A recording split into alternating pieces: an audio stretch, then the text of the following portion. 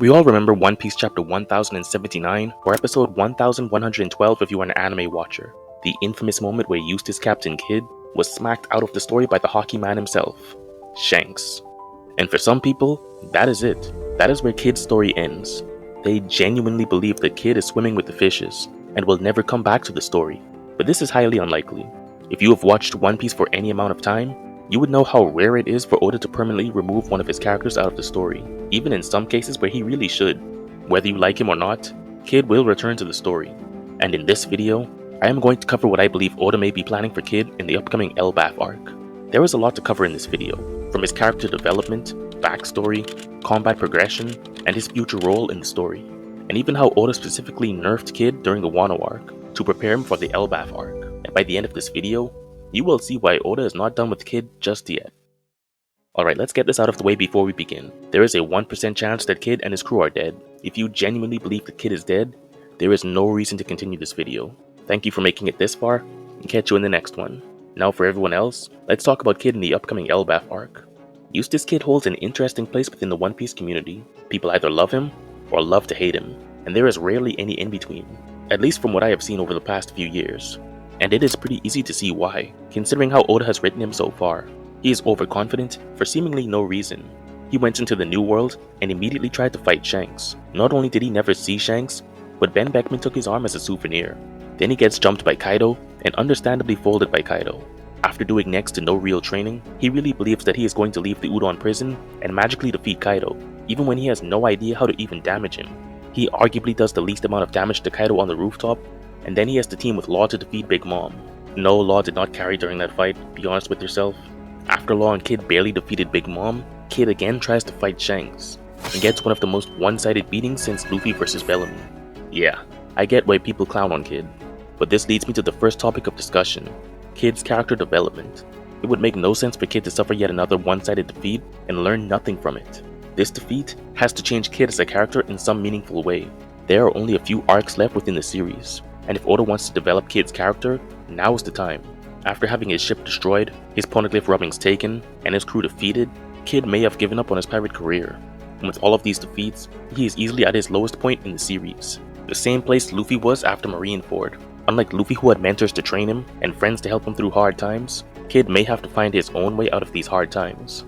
But this is why Elbaf is important. This is the land of powerful warriors with unbreakable wills. Kid has been rushing into fights with little regard for his actions.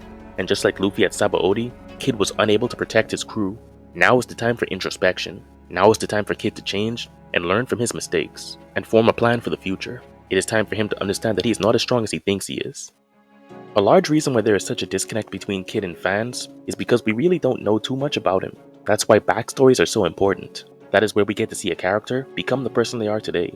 Some great examples are Robin, Sanji, and Law's backstories. Law went from a character that people kind of liked because of his ability, to a beloved fan-favorite character, because we know what he has suffered through to get to where he is today. Oda did give us a taste of Kid's past during an SBS, revealing some of his history with Killer, Heat, and Wire, and the origin of his ship's name, the Victoria Punk.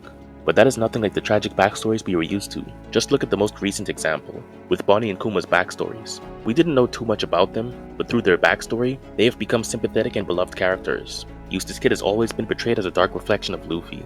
Kid's parallels with Luffy are pretty obvious, but his parallels with Law are a lot more subtle and overlooked. They both are members of the worst generation, they both knew their first mates and two other members of their crew long before they ever set out to sea, and they are both two of the strongest and most notorious members of the worst generation. We have seen throughout the series that even one character can leave a lifelong impression on another character. Just look at Shanks' impact on Luffy, Zeph's impact on Sanji, Saul's impact on Robin, you get my point. Going back to Law, we have seen just how much of an impact Corazon had on Law's life. Without Corazon, Law would have died from the Amber Lead syndrome, and because of his tragic past, Law was on the path to becoming a very dark and violent person. But because of Corazon's actions, Law changed for the better as a person, and became the man he is today. Where Luffy had Shanks, and Law had Corazon, Kid may not have had anyone. Before the raid on Onigashima, Luffy and Law both adorned cloaks that were reminiscent of their benefactors. Law wore a cloak that resembled Corazon's cloak, and Luffy wore a cloak that resembled Shanks' cloak. And then there is Kid. Sure, Kid has worn something similar before the time skip, but given his parallels with Luffy and Law, this cloak could hint towards a pivotal character in Kid's past. Someone who left a lasting impression on Kid, but has since passed on. Again, this could mean nothing, but I do believe there is more to it than just aesthetics. Oda is clearly leaving some space to dive more in depth into Kid's past, something to really make fans connect with the character, something to let us understand why he has such a strong will that could even rival Luffy's. And during the Elbaf arc, I believe we will get to understand Kid on a more personal level. Now I did mention that Oda nerfed Kid during the Wano arc, and some people may be scratching their head as to how this is even possible, but this is straightforward. In chapter 934, Kid escapes the Udon prison, but was brought back 10 chapters later in chapter 944. Now this is important because in between that time, Luffy began learning Ryo Haki from Hyogoro in chapter 939. Oda had Kid removed from prison, only to have him return to the same situation a few chapters later. We saw in chapter 1001 that Kid was interested in Ryo Haki because of its ability to damage Kaido. Luffy and Kid were rivals in the Udon prison, constantly trying to one-up each other. So it is safe to say that if Kid was in prison and saw Luffy learning a type of Haki that could potentially damage Kaido, he would want to learn it as well, leading to Luffy and Kid competing to see who can learn Ryo Haki faster, ultimately leading to both of them having Ryo Haki by the time they reach the rooftop to fight Kaido and Big Mom. Now some of you are probably saying, "This doesn't prove Oda nerfed Kid, you're just exaggerating and glazing." But it actually goes much deeper than just Ryo Haki. In chapter 1010, Luffy uses Conqueror's Haki-coded attacks for the first time, but before he did that, Oda once again had Kid removed from the situation to fight Big Mom. Zoro and Law were both present when Luffy first showcased Conqueror's Haki-coded attacks. Zoro did go on to learn how to code his attacks in Conqueror's Haki and defeat King shortly afterwards, but Law does not even have Conqueror's Haki. If Kid was there to see Luffy code his attacks in Conqueror's Haki and greatly damaging Kaido, he would also implement Conqueror's Haki into his fighting style just like Luffy did. Luffy was able to access Conqueror's Haki coding because of his knowledge of Ryo, but that brings me back to my first point. If Oda did not remove Kid from the Udon prison, he would have also learned Ryo Haki. He would have everything he needed to learn Conqueror's Haki coded attacks. Oda removed Kid from positions where he could have advanced his Haki prowess. Once is a coincidence, but twice is intentional. This makes sense as Oda wants to keep Luffy ahead of his contemporaries, since he is the main character. This leads me to Kid's path during the Elbaf arc. Oda has set a clear path for Kid to advance his Haki. He already knows about advanced armament / Ryo Haki, and thanks to Shanks, he should know about Conqueror's Haki coded attacks as well. Kid could run into a similar situation that Luffy ran into during his fight with Katakuri, where Luffy had to learn Future Sight to defeat Katakuri. Kid could fight a giant or some other enemy, and use that fight to learn how to use Ryo Haki and Conqueror's Haki coded attacks, leading to him learning those forms of Haki during the Elbaf arc. Kaido did mention that the Conqueror's Haki attacks that Luffy first used were clumsy, and later Luffy learned a more refined version of Conqueror's Haki coded attacks. Kid would most likely get this less refined version of Conqueror's Haki coding during the Elbaf arc, and maybe get the more refined version by the end of the series. Getting stronger versions of Haki would undoubtedly make Kid a much stronger fighter, and take him to the next level. During the Big Mom fight, Law and Kid both admitted that their awakenings drained their stamina, and that they were not used to using it yet. Considering Kid's ship is destroyed, he will be stuck on Elbaf for some time. This would be the perfect opportunity for Kid to master his Devil Fruit Awakening, and to add to his arsenal. People give Kid a lot of hate for his lack of creativity and how he uses his Devil Fruit, but this could be where that is rectified. Kid could learn to use magnetism to amplify his own movement speed, or even manipulate the magnetic fields of islands.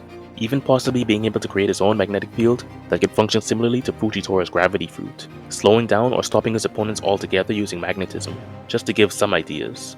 Elbaf is home to the strongest race of warriors on the planet, making this the perfect place for Kid to train. And just as Luffy learned Future Sight, Ryo, and advanced Conqueror's Haki in a short time, it would not take that long for Kid to learn these higher levels of Haki and reach the next level. When it comes to Kid's future role in the story, I think it is straightforward. We are in the final saga of One Piece, where the final setups are being laid out, building towards a massive conflict, the climactic final war to close out the series of One Piece. Luffy has built up a large collection of allies throughout the story, and Kid will naturally be on that list. Kid is a rival to Luffy, not his greatest, but a rival nonetheless. Kid's rivalry with Luffy has drawn comparisons to Goku and Vegeta, and even Naruto and Sasuke. And although Kid has yet to live up to those massive expectations, it would not take much from Oda to get him to the next level.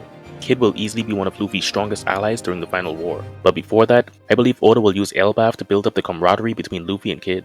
Kid does not trust anyone besides his crew anymore after he was betrayed by Apu and Hawkins.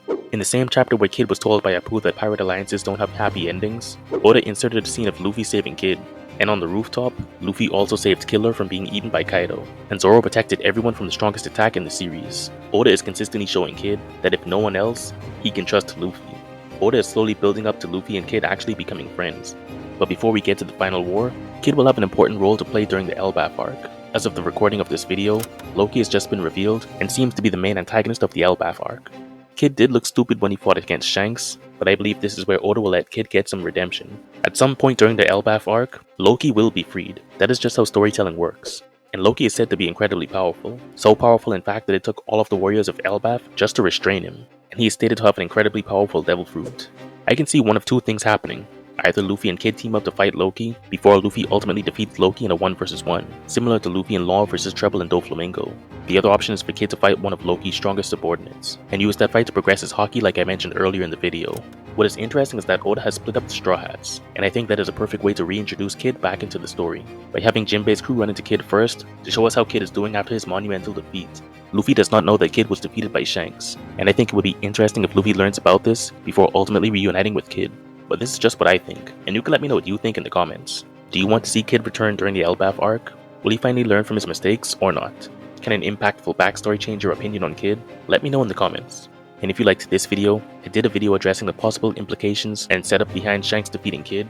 Some of it is outdated, but some theories are still possible. You can check out that video here, or you can check out my most recent video about the massive power plays I believe Blackbeard will be making during the Elbaf arc. You can check out that video right here. Leave a like if you enjoyed the video or a dislike if you didn't, and consider subscribing for more videos like this in the future. Thanks for watching.